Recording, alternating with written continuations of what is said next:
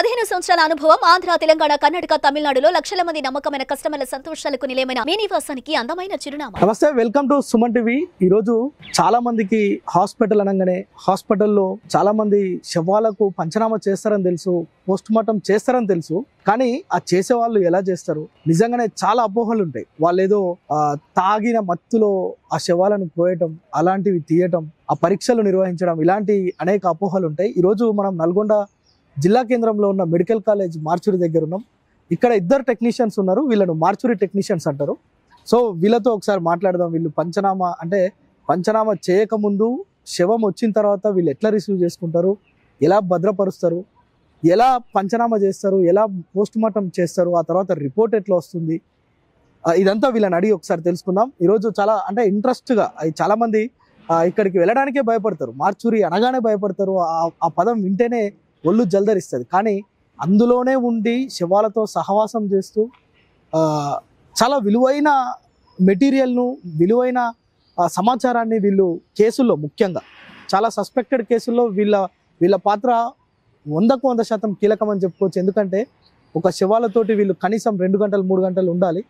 ఆ 2 గంటలు 3 గంటల్లో వీళ్ళు ఏ విధంగా బిహేవ్ చేస్తారు, ఎలా పరీక్షలు నిర్వహిస్తారు, ఇవన్నీ మాట్లాడి తెలుసుకుందాం. మనం నల్గొండ మార్చురికి వెళ్దాం ఒకసారి. రైట్, ప్రస్తుతం మనం నల్గొండ మార్చురి దగ్గర ఉన్నాం. చాలా మందికి ఎవరైనా చనిపోగానే మార్చురిలో పెట్టిరని తెలుసు.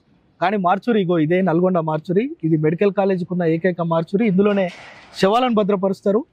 శవాలను భద్రపరచడం అట్ ద సేమ్ టైం వాటికి అంటే ఈ యొక్క మార్చురిలో చేసే ఈ తతంగం ఏదైతే ఉందో అదంతా కూడా పోస్ట్ మార్టం ఎలా చేస్తారో ఒకసారి ఆ టెక్నీషియన్స్ ఉన్నారు. వీళ్ళే ఇద్దరు, నాగరాజు, రవి. హలో నాగరాజు, రవి, బాగున్నారా? వీళ్ళిద్దరే నల్గొండ మెడికల్ కాలేజ్ కావచ్చు, ఈ ప్రభుత్వ ఆసుపత్రి కావచ్చు, ఇది వీళ్ళ జాబ్ ప్లేస్. ఇక్కడ కూడా జాబ్ చేసే వాళ్ళు ఎలా ఉంటారో అనేది చాలా మందికి తెలియదు. ఈరోజు వీళ్ళతో మాట్లాడదాం. హలో రవి, ఎప్పటి నుంచి చేస్తున్నావు ఇక్కడ మార్చిలో? నేను 9 ఏళ్ళకి వెళ్ళి చేస్తున్నాను. 9 సంవత్సరాలు. 9 సంవత్సరాల నుంచి. ఎన్ని చేసి ఉంటావు పోస్ట్ మార్టంలో నీ లైఫ్లో ఇప్పటి వరకు, ఈ 9 ఏళ్ళ పీరియడ్లో? నెలకు వచ్చేసి ఒక 40 దాకా చేస్తుంటాం. నెలకు 40 దాకా చేస్తుంటాం. ఇంకా 9 ఏళ్ళల్లో ఇక చేసి ఉంటాం. బాగానే చేసి ఉంటాం. ఎట్లా 9 ఏళ్ళ నుంచి ఎట్లా సాహసం చేస్తారు అబ్బా? ఇందులో ఎట్లా ఉంటున్నారు, ఎట్లా పని చేస్తున్నారు? అసలు అలవాటు అయిపోయింది మాకు. గవర్నమెంట్ ఎంప్లాయ్ ఉంటుండే ఒక ఆయన, రామకృష్ణ అన్న అని గవర్నమెంట్ ఎంప్లాయ్ ఉంటుండే. అతని ద్వారా నేను ఇక్కడ ఈ మార్చిలో పనిచేయడం అలవాటు నేర్చుకున్నాను. తర్వాత మా తమ్ముడు నాగరాజు ఇద్దరం కలిసి ఇద్దరు బ్రదర్సా? ఉద్యోగంలో బ్రదర్స్. ఇంకా ఇక్కడ ఇద్దరు సొంత అన్నదమ్ముల లాగానే పనిచేస్తారు. తమ్ముడు అంటే అన్న అంటాడు అంతే. అంతవరకు ఇద్దరం కలిసి 8 ఏళ్ళకి వెళ్ళి అన్నయ్య 2001లో చనిపోయిండు, ఆ గవర్నమెంట్ ఎంప్లాయ్. ఓకే. ఆయన చనిపోయినప్పటి నుంచి ఇక ఎవరు లేరు. అంతకుముందు ఆయన దగ్గర ఆయన కింద నేను ఉండేది. అంటే ఈ పని కోసమే జాబ్ అంటే నువ్వు ఇందులో? అసలు యాక్చువల్లీ మేము పేషెంట్ కేర్ మాది డిజిగ్నేషన్ పేషెంట్ కేర్. ఇద్దరిది కూడా అదే డిజిగ్నేషన్. కాకపోతే ఏంటంటే ఇక్కడ వర్కర్లు కూడా ఎవరు రావట్లేరు. అంటే గవర్నమెంట్ కూడా వర్కర్స్ రావడానికి కూడా చాలా ఇబ్బందిగా రావట్లేరు. దానివల్ల మాకు అనుభవం ఉంది, కొంచెం 9 ఏళ్ళ నుంచి చేస్తున్న అనుభవం ఉంది కాబట్టి దాంట్లో మాకు తమ్మునితోని పాటు నా కింద తమ్ముని ఇద్దరం ఏ కేసు రాని, డీకంపోజ్ కేసు రాని, ఏ కేసులు రాని, ఏదున్నా ఎలాంటి కేసులు వస్తాయి ఇక్కడికి? అసలు కుళ్ళిపోయిన శవాలు కూడా వస్తాయి. ఒక్కొక్కసారి ఒక 4 రోజులు 5 రోజులు అయిపోయిన కుళ్ళిపోయిన శవాలు కూడా వస్తాయి. చూడంగానే ఏమనిపిస్తుంది అబ్బా? ఒళ్ళు జల్దరిస్తుందా? అలవాటు అయిపోయింది, అది చూసి అలవాటు అయిపోయింది. ఏం లేదు, ఇప్పుడు అంటే కుళ్ళిపోయిన శవాలను కూడా చేస్తుంటాం. ఎందుకంటే ఆ మధ్య ఇక్కడ కొన్ని ఇన్సిడెంట్లు కూడా బయట జరిగినాయి. అలాంటికి కూడా మేము పోయి చేయడం జరిగింది. బయట అవుట్స్కట్ లో చేయడం కూడా జరిగింది. అంటే మీరు అక్కడికి వెళ్తారా? అక్కడికి వెళ్తాం. మా ఫోరెన్సిక్ డాక్టర్స్ వస్తారు. మీతో పాటు ఎవరెవరు ఉంటారు మీ టీంలో? మా డాక్టర్స్ ఉంటారు. అంటే ఫోరెన్సిక్ డాక్టర్స్. వాళ్ళు ఏం చెప్తే వాళ్ళు మీరు అది చేస్తున్నారు. వాళ్ళ సార్ వాళ్ళు ఏది చెప్తే మేము అది చేయడం మా బాధ్యత. అంటే ఏం చేస్తారు? ఫస్ట్ ఒక శవము అంటే ఒక యాక్సిడెంట్ కేసు అయిందబ్బా, ఒక యాక్సిడెంట్ కేసు అయింది, అర్ధరాత్రి ఎప్పుడో 12 గంటలకు తీసుకొచ్చిరు. ఈ గేట్ తలుపులో ఎవరు చేయాలి? ఫస్ట్ ఈ గేట్ ఎవరు ఓపెన్ చేయాలి? క్యాజువాలిటీలో ఉన్న, ఇప్పుడు నైట్ డ్యూటీలో ఉన్న క్యాజువాలిటీలో లోపల ఫ్రీజర్ చేసి వెళ్ళిపోతారు వాళ్ళు. మార్నింగ్ వచ్చేసి మేము చూసుకొని మా సార్లకు ఇంటిమేషన్ చేయడం, సార్ గీ కేసెస్ ఉన్నాయి అని చెప్పి చెప్పడం. ఆ తర్వాత పోలీస్ వాళ్ళు వస్తారు. ఇప్పుడు ఏ టౌన్ కింద అయితే వస్తుందో వాళ్ళు చండూరు కానీ, మున్గోడు కానీ, గుర్రంపూర్ ఆ పోలీస్ వాళ్ళు వస్తారు. ఏ పరిధిని బట్టి ఆ పోలీస్ వాళ్ళు వస్తారు. వచ్చి వాళ్ళు శవ పంచనామా చేస్తారు. శవ పంచనామా చేసిన తర్వాత మా డాక్టర్ గారికి పోయి ఇంక్వెస్ట్ ఇస్తారు.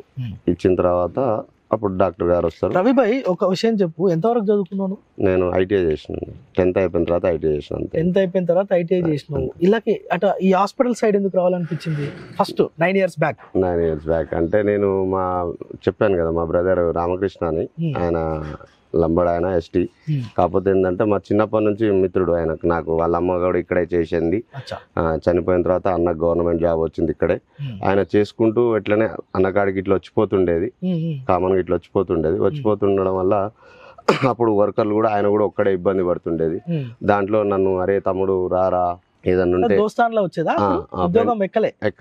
ఎక్కకముందే దోస్తాన్లు వచ్చి మార్చురి అంటే తెలుసు తెలుసు నేను వచ్చి అన్న ఇట్లా సంగతి, అరే రారా తమ్ముడు అని చెప్పి ఆయన పిలవడం జరిగేది. దంటకు పిలుచుకోలేదా నేను? దంటకి అంతే, దంటకు వచ్చేసి గ్లౌజ్ వేసుకోరా అని చెప్పేసి గ్లౌజ్ వేసుకునేది. ఆయనతో పాటు నేను చేసుకుంటూ ఉండేది. ఆ తర్వాత ఏమైందంటే మా అదృష్టానికి ఏంటంటే మెడికల్ కాలేజ్ ఒకటి పడ్డది. ఆ మెడికల్ కాలేజ్ లో పేషెంట్ కేర్ డిజిగ్నేషన్ ఒకటి పడ్డది. దాంట్లో ఇక ఫస్ట్ ప్రిఫరెన్స్ మాకు ఇచ్చిర్రు. నా బ్రదర్ వల్ల, రామకృష్ణ వల్ల నాకు ఇచ్చిర్రు. ఇవ్వడంతో అట్లనే ఉన్నా. ఆ తర్వాత ఒక 2 years 3 years తర్వాత అన్న చనిపోవడం జరిగింది. అప్పటి నుంచి కూడా ఇక నేనే ఉన్నా ఇక్కడ మార్చిరి. అంటే రవి తర్వాత ఇప్పుడు నాగరాజు, ఇద్దరు టెక్నీషియన్ అంటారా ఇక్కడ? టెక్నీషియన్. పేషెంట్ కి రన్నర్ ఇక లేదు, ఓన్లీ మీరు ఇక్కడ వర్క్ చేస్తారు అంతే. అంటే తమ్ముడిని ఓపీలో వాడుతుర్రు. ఇప్పుడు తమ్మునికి ఇప్పుడు అసలు యాక్చువల్గా ఇద్దరం ఉండాలి. కాకపోతే ఏంటంటే ఇప్పుడు అక్కడ మా దగ్గర స్టాఫ్ తక్కువ ఉండడం వల్ల తమ్ముని తీసుకుపోయి ఓపీలో, మార్నింగ్ ఓపీ నడుస్తుంది కదా, మార్నింగ్ ఓపీలో, సర్జికల్ ఓపీలో డ్రెస్సింగ్ మొత్తం తమ్ముడే చేస్తాడు. ఆ 12-1 వరకు ఓపీ నడుస్తుంది. ఆ 1 తర్వాత తమ్ముడు ఇక్కడికి వస్తాడు. ఆ 1 లోపల ఏమైనా కేసెస్ అయినా నేను ఒక్కనే చేసుకోవడం వల్ల చేసి ఆ శవానికి స్నానం కూడా చేపిస్తారా? అంటే ఏం చేస్తారు ఒకసారి ఆ ప్రొసీజర్ అంతా చెప్పు. ఒక యాక్సిడెంట్ కేసు లేదంటే ఒక విషం దాగిన కేసు దగ్గరకు వచ్చింది. పాయిజన్ కేసు కంటేనేమో పాయిజన్ కేసుకు మనం చేసేది ఏంటంటే విజర్ చేస్తాం.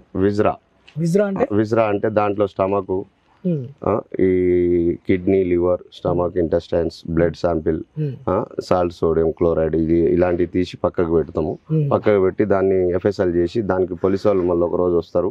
దానికి మేము FSL అంటే ప్యాకింగ్ చేసి వాళ్ళకి ఇచ్చేస్తే వాళ్ళు హైదరాబాద్కి పంపిస్తారు. వాళ్ళే తీసుకెళ్తారు. వాళ్ళు తీసుకెళ్ళిన తర్వాత ఫైనల్ రిపోర్ట్ కోసం మా డాక్టర్ గారు వస్తారు. మా డాక్టర్ గారు రిపోర్ట్ ఇస్తారు. జనరల్ గా ఒక హ్యాంగింగ్ కేసు వచ్చింది. హ్యాంగింగ్ కేసు అంటే neck to abdomen compulsory cases. స్నానం ఎందుకు చేపిస్తారు మీరు? ఇప్పుడు బ్లడ్ స్టైన్ మొత్తం అతుక్కొని యాక్సిడెంట్ కానీ, పాయిజన్ కానీ, ఏ కేసు అయినా సరే మనం కంపల్సరీ స్నానం చేపించి ప్యాకప్ చేసి ఇస్తాం.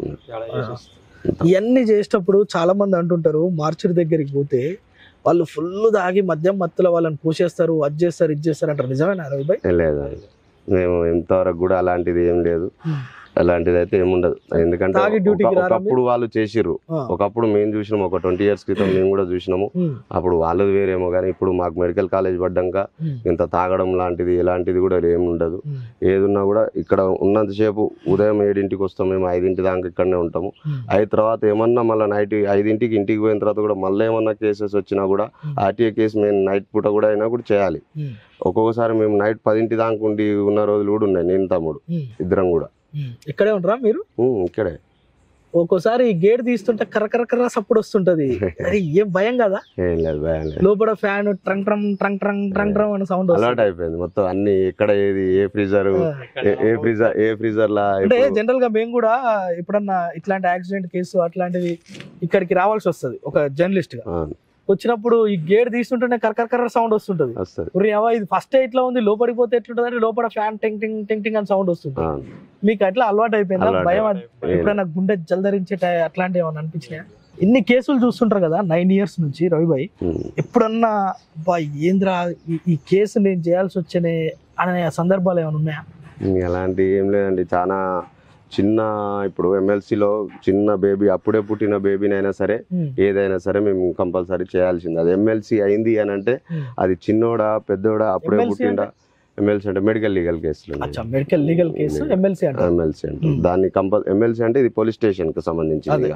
కేసు అయింది అంటే తప్పదు ఇక. అది చిన్న అప్పుడే పుట్టిన బేబీ అయినా సరే పుట్టిన ఒక 4 రోజులు 5 రోజులు అయినా సరే ఎప్పుడైనా సరే కంపల్సరీ మేము చేయాల్సిందే. ఇప్పుడైనా బాగా యాక్సిడెంట్స్ అయినప్పుడు ఆ శరీర భాగాలన్నీ ఊడిపోయి చిందర వందరు ఉంటాయి చాలా. అవి చూసినప్పుడు ఏమన్నా రైల్వే యాక్సిడెంట్స్ అన్ని ముద్ద నల్లగా ఉడకబెట్టినట్టు ఇట్లా ముద్ద పట్టుకొని వస్తారు అంతే. ముద్దల్ని కూడా మేము ఇట్లా డివైడ్ చేస్తాం తమ్ముడు నేను ఇట్లా ఇప్పుడు ఇద్దరు సపరేట్ చేసి వాటిని ఇప్పుడు ఇదంతా ఇరిగిపోయింది, ఇంతవరకు ఇరిగిపోయింది, ఈడికి ఇరిగిపోయింది, ఇది అటుపడ్డది ఇది ఇటుపడ్డది అన్ని ఏరుకొని వచ్చిర్రు పోలీసు వాళ్ళు తెచ్చి పెట్టిర్రు నైట్. మళ్ళీ పొద్దుగాల మా సార్ వాళ్ళు వస్తారు. వచ్చినప్పుడు మేము ఏం చేస్తాం దాన్ని మొత్తం మళ్ళా ఓపెన్ చేసి దేనికి రైట్ ఆర్ లెఫ్ట్ ఏదైనా చూసి అన్ని పెట్టి ఇట్లా సెట్ చేసి పెడితే మా సార్ వాళ్ళు చూసుకొని అన్ని చేసి ఇట్లా వాటిని ట్రేస్ అవుట్ చేయటం మీకు ఒక ఐడియా వస్తుందా? ఒక శవాన్ని చూడంగానే ఏదైనా హత్య చేసినవి ఉంటాయి వాటిని మీరు గుర్తుపట్టేస్తారా? అదే అంతా మనకు అంత డాక్టర్స్ వాళ్ళే దగ్గర ఉండి చూసుకోవాలి. వాళ్ళే డాక్టర్. మీరు ఏదైనా చేసేటప్పుడు పక్కన డాక్టర్ ఉండాల్సింది కంపల్సరీ. వాళ్ళు ఏంది మేము ఒక్కోసారి అర్ధరాత్రి అంటే వాళ్ళు వీళ్ళు లీడర్స్ అంటే మీ టైం అయిపోయిన తర్వాత కూడా కొన్ని చేయాల్సి వస్తుంది. లీడర్స్ ఫోన్ చేస్తుంటారు. ఆ ప్రెషర్ ఉంటుందా మీ మీద? అంటే మా మీద అంటే మా డాక్టర్స్ మాకు ఫోన్ చేస్తారు అంతే. మా మీద అంటే మా మీద ఏముండదు. మా సార్ వాళ్ళకు ఫోన్ వాళ్ళు ఏదో నైట్ టైం మీకు ఫోన్ చేస్తే మీరు రావాల్సింది. మా డాక్టర్లు ఫోన్ చేసిరంటే మేము కంపల్సరీ ఇద్దరం ఏడ ఉన్నా కూడా సార్ ఒక 15 నిమిషాలు టైం ఇవ్వండి 20 నిమిషాలు టైం ఇవ్వండి అని చెప్పేసి 20 నిమిషాలలో వచ్చి మా సార్ వాళ్ళ ప్రకారం మేము నడుచుకుంటాం. మా డాక్టర్స్ ఎట్లా చెప్తే అట్లా నడుచుకుంటాం. అయ్యో పాపం ఎందుకు ఇట్లాంటి పరిస్థితి వచ్చింది వీళ్ళకు అని ఎవరినన్నా చూసినప్పుడు అనిపించిందా? అనిపించింది, చాలా అనిపించింది. ఏమనిపిస్తుంది వాళ్ళ కుటుంబ సభ్యులు వచ్చి ఇదంతా నేను చూసిన చాలా సార్లు యాక్సిడెంట్స్ అయినప్పుడు ఇదంతా ఏడ్చుకుంటా పొరలాడుతుంటారు. అట్లాంటి టైంలో మీకు ఏమనిపిస్తుంది? బాధ అనిపిస్తుంది కానీ ఏం చేస్తామండి. అది మనది ఏంటంటే మా వృత్తిరీత్యా ఇది కంపల్సరీ చేయాలి, అది తప్పదు, చేస్తున్నాము. ఇక బాధ అనేది వాళ్ళని చూసి ఒక్కొక్క తండ్రి చనిపోయిన పిల్లలు ఇంత పిల్లలు ఉంటారు, బాధపడుతుంటారు, ఏడుస్తుంటారు. అగరే వాళ్ళ పిల్లలు అంటారా అది రా అని బాధ అనిపిస్తుంది. అరే ఇంత చిన్న పిల్లలు రా ఇట్లా అయింది రా ఒక బాధ అనిపిస్తుంది కానీ తప్పదు, చేయాలి. కొద్దిసేపు నాగరాజ్ తోడు కూడా మాట్లాడతా. ఇంకొక టెక్నీషియన్ మన నాగరాజు భాయ్, లోపల ఎంత మందిని ఒకేసారి ప్రిజర్వ్ చేయొచ్చు? 7 అంటే మనకున్న స్కోప్ 7 మందిని చేయొచ్చు. 7 మంది అంటే నువ్వు చేయబట్టి ఎంత కాలం అవుతుంది? 8 సంవత్సరాలు. 8 ఏళ్ళు. ఇంట్లో ఏమన్నారు అబ్బా ఈడ పని చేసి వచ్చినావు? నేను ఇంతకుముందుకు వార్డలో కూడా చేసేది. తర్వాత రామకృష్ణ ఉన్నప్పుడు అప్పుడప్పుడు కేసులు ఉంటే వచ్చేది.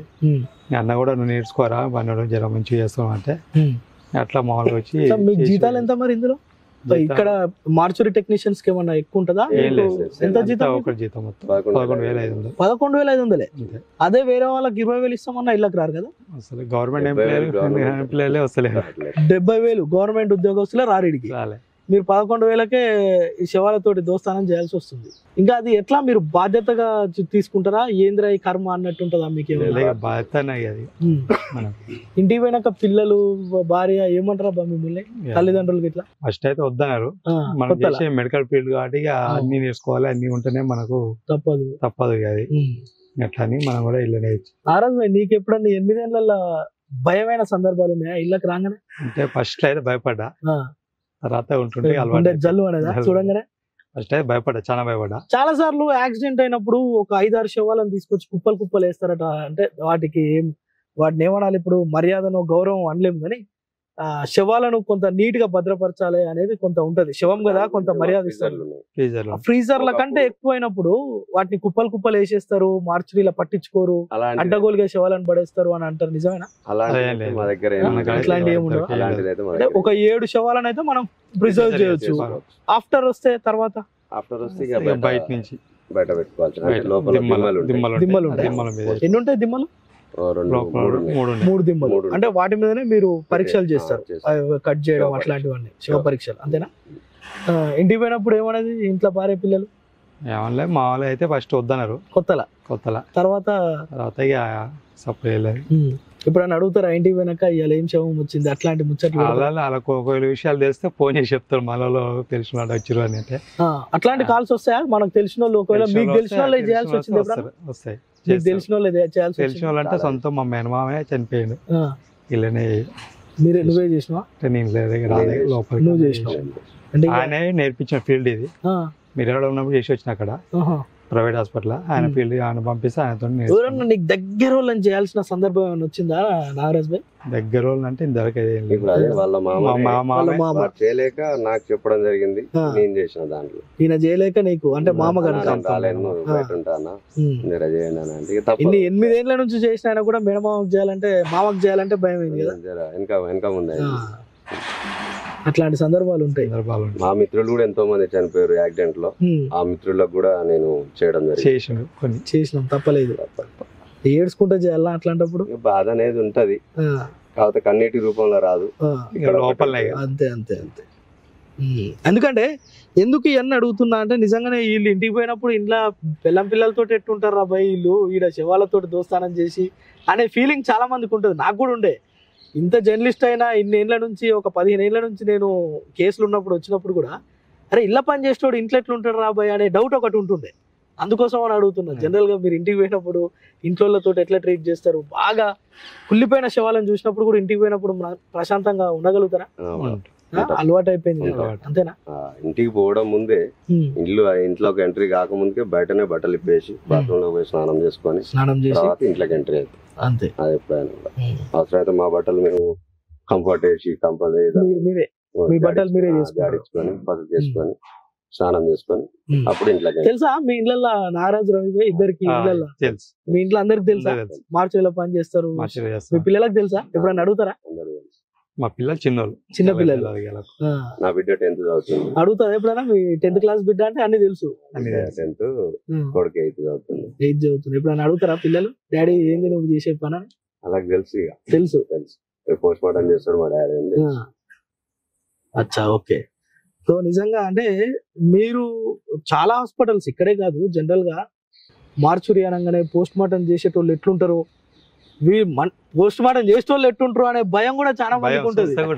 ఇట్లానే ఉంటారు మనుషులే వాళ్ళు కూడా. ఎందుకంటే మనం చాలా సార్లు చూస్తుంటాం, అరే ఇంత శవాన్ని ఎట్లా పోస్ట్ మార్టం చేస్తారా అంటే వీళ్ళ ధైర్యమే. ఇక 9 ఏళ్ళు 8 ఏళ్ళు కనుక వీళ్ళ ఇంట్లో ఫస్ట్ అపోజ్ చేసిరు, తర్వాత మళ్ళా వృత్తి ధర్మం ఇక తప్పదు.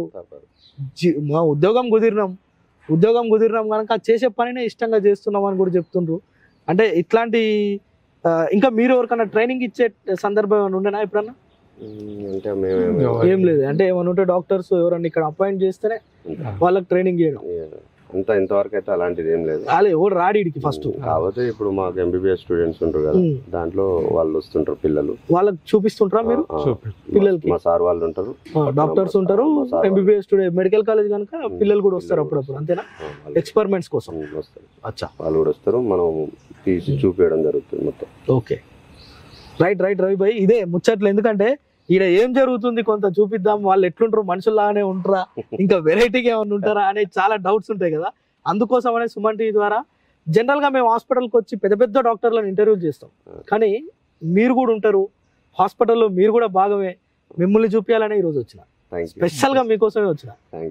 రైట్ రవి భాయ్, నాగరాజ్ భాయ్, మీ సేవలు ఇట్లనే. అంటే చాలా మందికి చనిపోవద్దు అనే ఆలోచన మాకు కూడా ఉంది, కానీ అన్ఎక్స్పెక్టెడ్ గా చనిపోయి ఇక్కడికి వచ్చినప్పుడు మాకు ఒక చిన్నది ఏంటంటే ఈ సుమన్ టీవీ ద్వారా మేము ఒకటి చెప్పదలుచుకుంది. చెప్పండి. మాకు ఒకటి, ఇప్పుడు గవర్నమెంట్ ఎంప్లాయీస్ లేరు ఇక్కడ, ప్లస్ ఏమన్నా పోస్టర్స్ పడితే మాత్రం జస్ట్ మాకు ఫస్ట్ ప్రిఫరెన్స్ ఇచ్చి జరా మాకేదన్నా గవర్నమెంట్ చేసే విధంగా చూస్తే మాకు చాలా సంతోషం. 100% చెప్దాం. మనం కూడా ఈ రాష్ట్ర ముఖ్యమంత్రి కావచ్చు, ఇక్కడ ఉండే మంత్రులు కావచ్చు, ఇక్కడ ఉండే కాంట్రాక్టర్స్ కావచ్చు, అధికారులు ఎవరైనా, వీళ్ళు 10-11 వేలకే దాదాపు ఈ శవాలతోటి సావాసం అంటే మామూలు మాటలు కాదు. మాట్లాడుతుంటేనే ఒళ్ళు జల్దరిస్తుంది. సో ఇట్లాంటి వాళ్ళకు నిజంగా కూడా వేతనాలైనా పెంచాలి. వాళ్ళు కోరుకునేది అదే. మేము ఇంత నిష్ఠతోటి పని చేస్తున్నామన్నా, మేము పని చేస్తున్నాం, ఇక్కడ ఇంత పని చేస్తున్నాం, మాకు 11,000 జీతం వస్తున్నాయి. మాకు రెగ్యులర్ పోస్టులు అంటే ఈ మార్చురీ టెక్నీషియన్ పోస్టులు ఏవైతే ఉంటాయో అవి పడ్డప్పుడు వీళ్ళకి ఫస్ట్ ప్రయారిటీ ఇవ్వాల్సిందే, వీళ్ళని పెట్టాలని. వీళ్ళు పెద్ద డిమాండ్ ఏం కాదు, ఇది ఏమో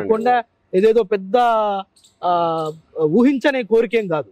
వాళ్ళు చేస్తున్న పనిలో వాళ్ళకు కొంత రెగ్యులరైజ్ చేసి కొంత జీతం పెంచితే ఇంకా కొంత సాటిస్ఫైగా పని చేయగలుగుతారు. ఎందుకంటే ఇక్కడ పని చేయడం అంటే ఇది సవాల్తో కూడుకున్నది. మనం జనరల్ గా యాక్సిడెంట్ కేసును చూస్తేనే నైట్ కొందరు నిద్రపోరు, కళలలో వస్తారని. కానీ వీళ్ళు ప్రతిరోజు నెలకు 40 చేయడం అంటే నాట్ ఎ జోక్. సో వాళ్ళు కొంత జీతం పెంచాలి, రెగ్యులర్ ఎంప్లాయీస్ గా పరిగణించాలని కోరుతున్న పరిస్థితి. అలానే మాకు ఇప్పుడు మా డాక్టర్స్ కూడా 2 డాక్టర్లే ఉండరు. మాకు మా డాక్టర్స్ కూడా అక్కడ కూడా మా సార్ వాళ్ళు కూడా 2 స్టాఫ్ లేరు, డాక్టర్స్ 2 ఉన్నారు. దాంట్లో ఒక సారు కేకే సార్ అని హెచ్ఓడి సార్, ఇప్పుడు present incharge HOD Krishnamurthy sir. ఆ సార్ ఏంటంటే ఆల్రెడీ నాగర్ కర్నూలు సార్ది, అంటే అక్కడ డ్యూటీ అక్కడ డిప్యుటేషన్ లో సార్ ఇక్కడ ఉండరు. ఇప్పుడు ప్రజెంట్ ఉన్నది ఎవరే అంటే ఒక రెహమాన్ సార్ ఒకరే, రెహమాన్ సార్ కృష్ణమూర్తి సార్ 2 ఉన్నారు. మా డాక్టర్స్ కూడా మాకు పొదవనే ఉన్నారు, వర్కర్ లాంటివా మేము 2 ఉన్నాం. ఆయన కూడా ఏదంటే నడిపియాలి, నడుస్తుంది అన్నట్టు మేము నడిపిస్తాం. సార్ వాళ్ళు చెప్తారు, మేము చేస్తున్నాం, కొంత డాక్టర్స్ కూడా ఇక్కడ రిక్వైర్మెంట్ ఉంది. సో మీతో పాటు ఇంకా మీకు హెల్పర్లు కూడా అవసరం. ఇక్కడ మీకు జీతాలు పెంచాలి, హెల్పర్స్ అవసరం, డాక్టర్స్ ని కూడా మీరు కొంత పెంచితే మీకు కొంత ఈజీ ఉంటుంది. ఎందుకంటే వాళ్ళే రావాలి, వాళ్ళు ఉంటేనే మీరు చేయాలి కనుక వాళ్ళు ఇక్కడ లేకపోతే కష్టం, అంతే కదా. సో ఇది వాళ్ళ నిజంగా కూడా వాళ్ళు పెద్ద గొంతమ్మ కోరికలు ఏం కాదు.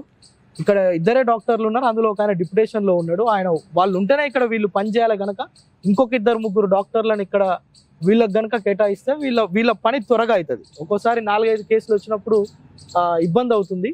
సో అందుకోసమనే వీళ్ళ జీతాలు పెంచడంతో పాటు వీళ్ళకి అవసరమైతే టెక్నీషియన్స్ చేయడం, లేదంటే ఇంకొక డాక్టర్స్ ని కూడా ఇక్కడ కేటాయిస్తే బాగుంటుంది అనేది వాళ్ళ న్యాయపరమైన డిమాండ్, న్యాయపరమైన కోరిక. డిమాండ్ కూడా కాదు, కోరిక. సో ఇది నిజంగా వీళ్ళు మార్చురీ టెక్నీషియన్స్ అంటే వీళ్ళే. మార్చురీలో వీళ్ళు పనిచేసే విధానం అది. ఎవరు కూడా ఎప్పుడు తాగి మేము పని చేయమన్నా పని కనుక పనిలాగానే చేస్తాం, మాకు పనే దైవం లాగా పనిచేస్తాం. మా కుటుంబంలో వద్దన్నా కానీ మాకు ఇది అలవాటు అయిపోయింది, మేము ఇదే పని చేస్తున్నాం. సో ప్రభుత్వం కూడా మాకు కావాల్సిన వస్తువులు కొంత సమకూరిస్తే మేము ఇంకా హ్యాపీ అని చెప్తున్న పరిస్థితి. కెమెరా పర్సన్ సాయితో ప్రేమ్, సుమన్ టీవీ, నల్గొండ.